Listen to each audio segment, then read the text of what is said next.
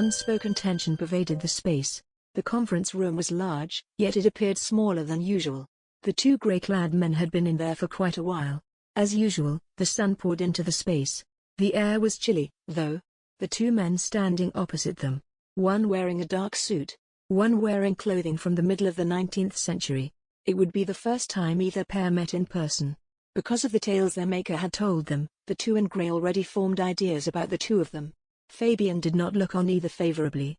Grendel, the one in the strange clothes, was a sluggish, worthless loser, and Richard was an egotistical narcissist, in his opinion. It was simple to accept that these descriptions were accurate, given how the two were seated. Richard sat straight, yet unhurriedly perused his papers, almost completely oblivious to everyone else in the room. Grendel, if sitting is the correct term, sat next to him. It was difficult to see much other than his legs resting on the table because he was slouching so far in the chair. It preoccupied him with his battle with the puzzle box. The two in grey held a single aim: not to accept Richard any of his requests. Surely not even a toothpick. If you give him even a little space, he'll feel as though he's entitled to the entire room it's in. When he approached them that morning, Fabian used those same words. Since they were meeting with him to obtain his assistance in locating a few missing Kaw-Sekhmu, this was going to be difficult. They imagined Grendel was there because he had almost been abducted. They had not known the complete story. The two could almost grasp Fabian's warnings when sitting in front of them. They couldn't pinpoint it. There was something disturbing about Richard. The other, Grendel, seemed to be more like a child than anything else. He seemed uninterested, unaware of how terrible things were, really.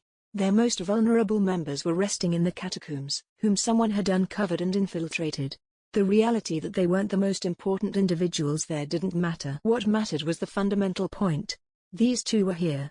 One engaged in silent paper play, while the other engaged in play with a toy. Both seemed as if they couldn't bother with anything going on. "What are you expecting me to do, then?" Richard inquired, while continuing to ignore them. "My information suggests that he is in the USA. I can't head over there if I don't give the okay. I fail to see how I can be of any assistance to you." Both of the grey-clad men were silent. "Are you at ease?" On Grendel, Kenton concentrated his focus.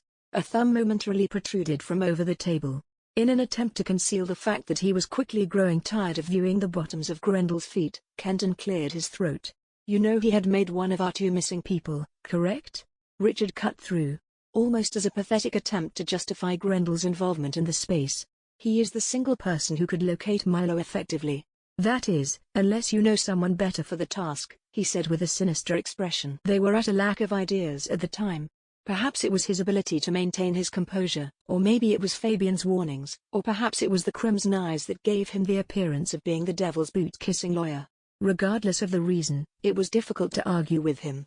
Milo was unknown to both Kenton and Goatee. Only turned in the 1920s, Milo had been resting for almost 70 years at that point. No malice was intended, but they found it challenging to believe that this sloth was responsible for turning Milo. From every tale Fabian had recounted to him, Milo had projected himself as the leader. Milo was apparently only put into the permo-sleep because he was protecting Grendel when a necrobeast attacked one of the offices uptown. Goatee had spoken, and how about the other one? Sending Grendel to find Milo is a wise decision. But he is not related to her in any way. She existed long before his time. She was the first of our kind to be stored in this way. Don't tell me that he also created her. Goatee turned toward Kenton, and laughed mockingly. Of course, I'd never say such a thing. As he said, Richard's expression remained unchanged. Even so, it is reasonable to assume that if the same people took one, they would also take the other. Why wouldn't they? Goatee exhaled out loud. There has to be somebody else who would know, I'm sure. When he turned to Kenton for assistance, he received none. Richard inquired, "Who?" Already knowing the response. "Who on earth do you believe is most knowledgeable about Milo?" After a brief hiatus, he proceeded when neither of them replied. "Nobody, to be precise. Everyone is aware that Asir and their charge have such a spiritual connection." "Breakable," remarked Kenton. "The link only remains for a year before fading into obscurity." "Yes." With exhaustion, Richard replied. "With both space and time. The bond will sever. However, because Milo and Grendel never lived without one another, their concessions are still intact in many ways." "Or are you suggesting that someone else may know Milo for such a longer amount of time?" "Well, I suppose that makes sense," Goatee answered, hesitation in his voice. A smile crept across Richard's mouth as he spoke. "Good, then we are in agreement. demanding that Richard not get away with whatever it was he was trying to accomplish. Kenton leapt up from his seat. He cannot. His voice was louder than it had been only a second earlier. He's too unstable, you understand. In America, there are relatively few of us, and the situation is fragile. We risk losing all of our sway there once more if he does anything to jeopardize the arrangement we made with the Netapuri. He wasn't quite sure what this all meant, knowing nothing about Grendel. But this had been something Fabian said a few dozen times on the phone before this meeting took place. He only hoped that it meant something now. Grendel sat up, pointing at the two men, when Richard took his hand. You're 100% correct, you know that. He struck a mock, thinking, look, well, don't you think we put ourselves in a pickle there? A devilish gleam came over him as he watched the two men like a bird of prey. All of this was illogical. Why had Richard been assigned to handle all of it? Out of the 6 originals, none of them was still around. However, individuals nearer that line now held power. None of them had a close relationship with Richard. Could the fact that he was born rather than created to be the reason for his great status? Similarly the other. Maut, the other stolen body. She had to be one of the first. Surely she had to have been related to one of the first. And yet, her lineage was also a mystery. Richard continued speaking nonsensically. Dull, senseless rambling that seems to have no purpose. That would be until he indicated that he would simply follow Grendel. Richard exclaimed enthusiastically, as if they had already come up with a strategy and decided on it. It will be a win-win for everyone. And because I'm there, I may undertake the hotel's obligations. We don't yet have a qualified candidate in that position. To this, the room fell silent. Thinking they had missed something, Kenton and Goatee threw a brief glimpse in each other's direction. They both said at the same time, what do you mean? A few weeks earlier, Fabian was sent to work there. If Richard was transferred over, let alone started operating the hotel, he wouldn't be thrilled with them. We didn't come up with any game plan, Kenton began. We didn't say anything, Richard remarked, starting to gather some documents and place them into his suitcase neatly. No need. Your notion is fantastic, let's not get caught up in attempting to explain everything. The two men stood up, attempting to stop the train wreck that was whatever Richard had planned with his speech. All that's left to do is get tickets for Grendel, Molly, Olive, and I. Oh, do it any time before next week. Their lips were gaping in a daze. Oh, should get him the necessary documentation, a visa, and some type of ID in the meantime. He motioned for Grendel to stand up. Fabian is already over there. Goatee slammed his fist on the table. And nothing is planned out, Richard replied, placing his hand on the doorknob. Oh, don't be humble. Your idea was wonderful. And you're correct, it would be best if 2 people managed the hotel, considering how unstable things are over there.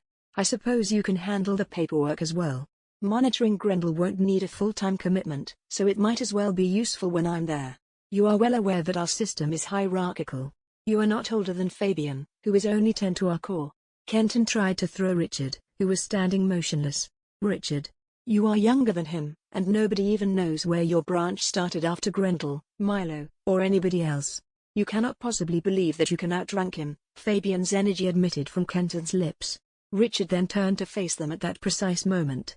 The most horrific thing Gorton or Kenton had ever seen was the grin on his face. You know, I wonder if Fabian has too much on his plate. Tell him I'll be happy to shoulder the responsibility of Commander-in-Chief. And he is highly capable, as you say. To have him as my second-in-command would be an honor. Nearly daring the others to challenge him, he watched the two until he knew they wouldn't say anything more. Then addressing Grendel. We have a lot to accomplish before the major relocation, so hurry up. We didn't agree with this, Richard. You can't just tell us what and how to do things. Even as Goatee said this, he knew it was already done. As he made one final spin around, his smile had vanished. I just did, so yes, I can. Please prepare our tickets for 1 week from today. Keep me updated on developments in the interim. They shared an unreleased look as Richard and Grendel left the room by themselves. At least he was content with that. Goatee allowed himself to sink into the chair. It could have been a lot worse. Is that it?